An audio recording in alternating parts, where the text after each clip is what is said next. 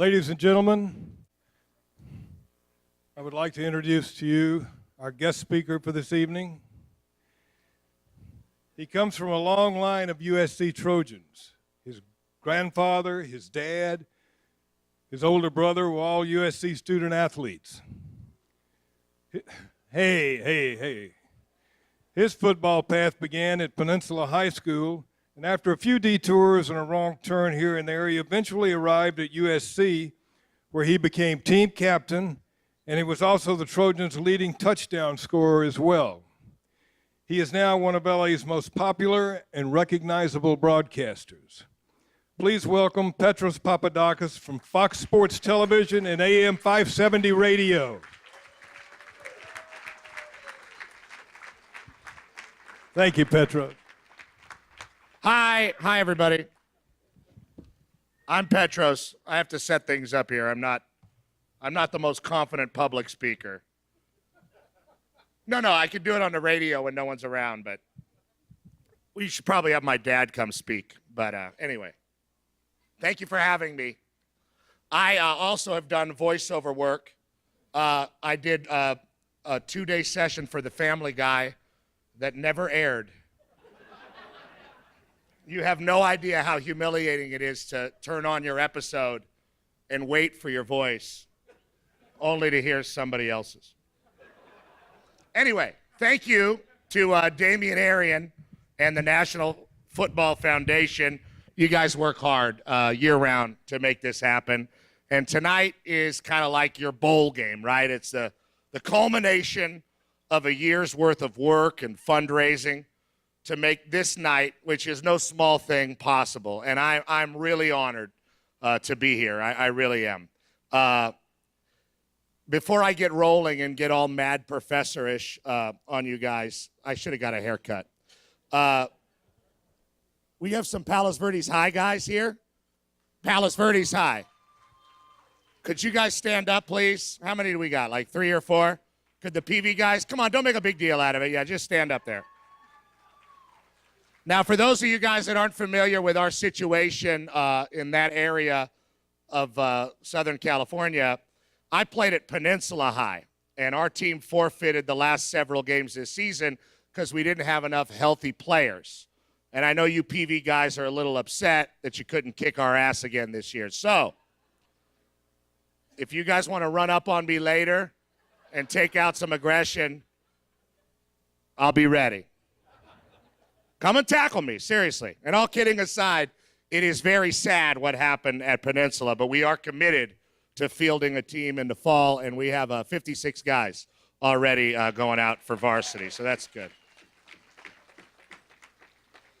But what's most important is tonight you guys are not only being celebrated as good, you guys can sit down.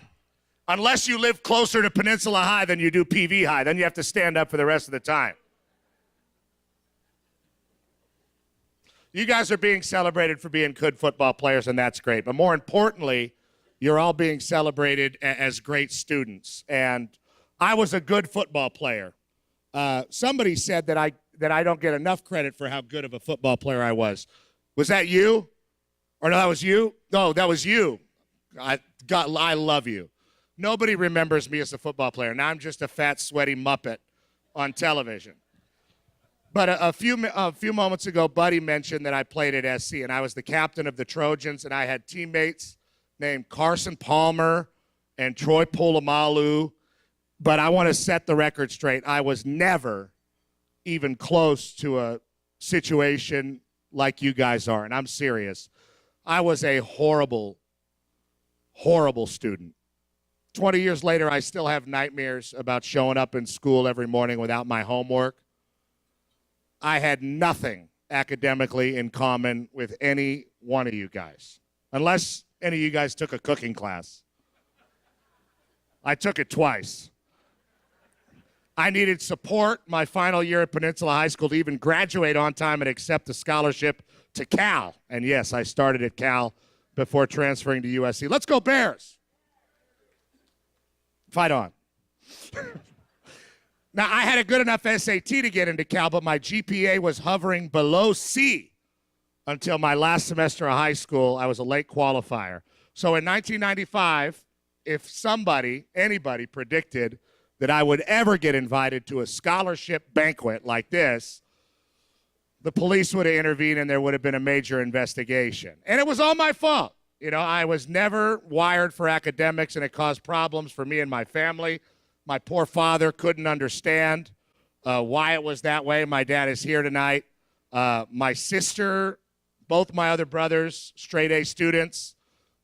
Your speaker tonight, full-on knucklehead. Now, my dad, John Papadakis, was a star linebacker at USC in the 70s. Dad, stand up, Dad.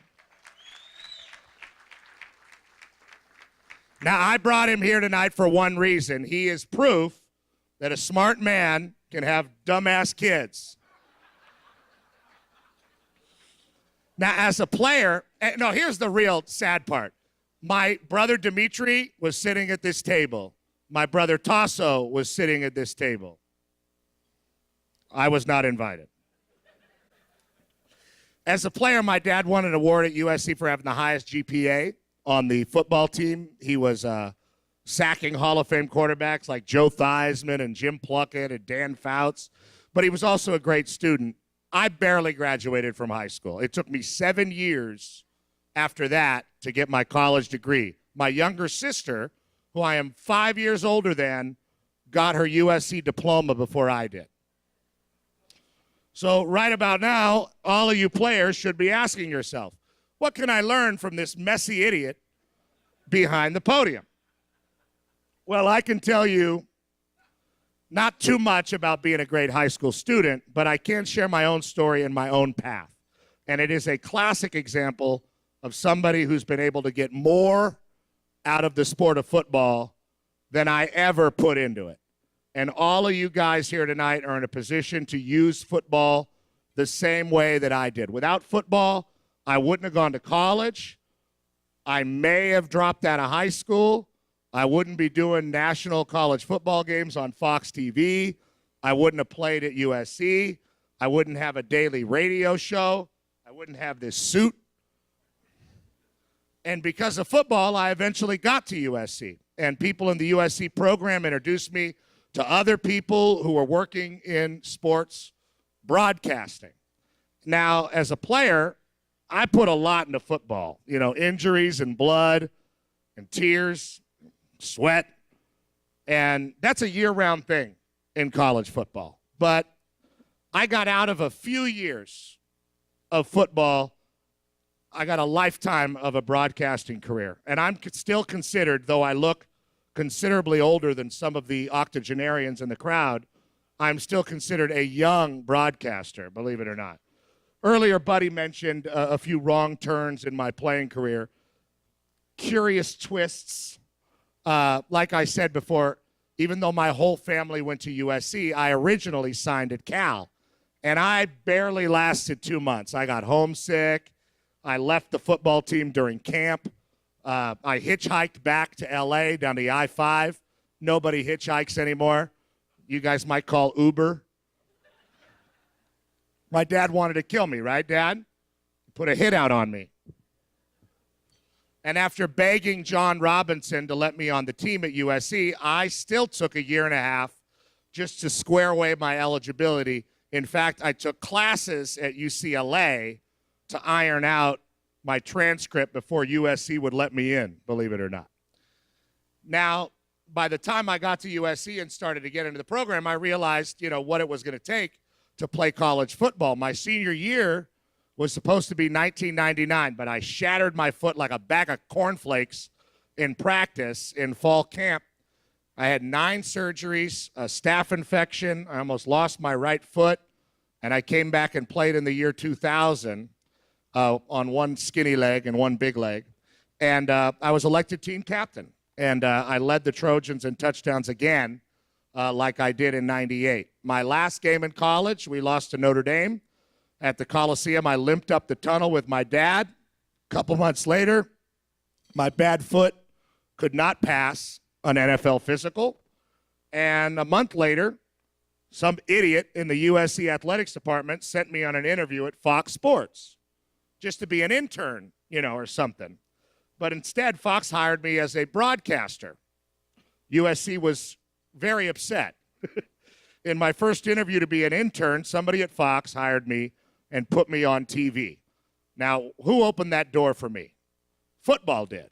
And I allowed that to happen, to open those doors. It might be tough for you guys who are football players still to hear this, but, you know, football has a shelf life. And if just one guy here went on to play in the NFL, I'd be shocked.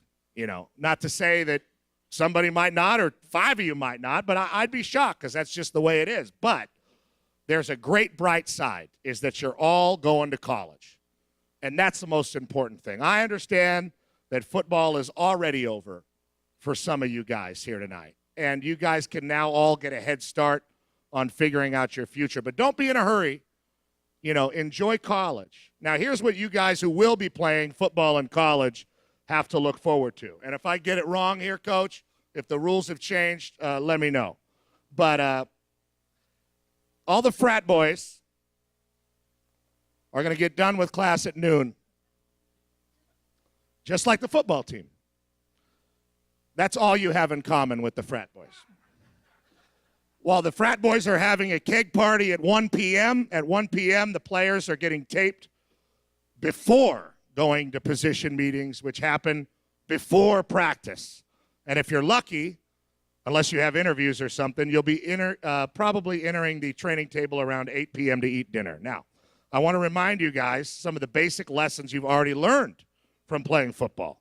Those phrases you've been screamed at your entire life: hard work paying off, overcoming adversity, only teams win. Well, they all apply in the real world after football and after college. And for me, broadcasting football has a similar structure to playing football. My fellow announcers and the producers and directors are like teammates. We operate as a team. You know, before the games on Saturday, we spend Mondays through Friday planning our broadcast. After the games, we break down what we did right and what we did wrong. Plus, we talk about what adjustments we need to make in the next game. So I'm proud to be up here telling you guys a little bit about myself and my background.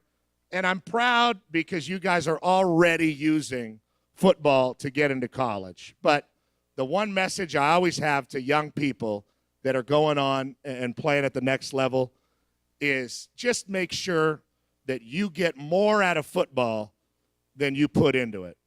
And that's hard to compute because you're going to put so much into it. I mean, you guys, I know you're thinking about it right now. You say, wow, football is a big part of my identity. You know, it's who I am. I'm a guy on the football team. I'm a great football player. I'm honored. But the truth is, you're going to get more out of playing football in your life than you ever put into it if you allow it to open those doors for you. If an idiot like me, look at me, if a guy like me could figure it out, you guys can figure it out too. God bless you all. Thank you so much for having me. Thank you, guys. And good luck to you guys in the future. It's really great to be here.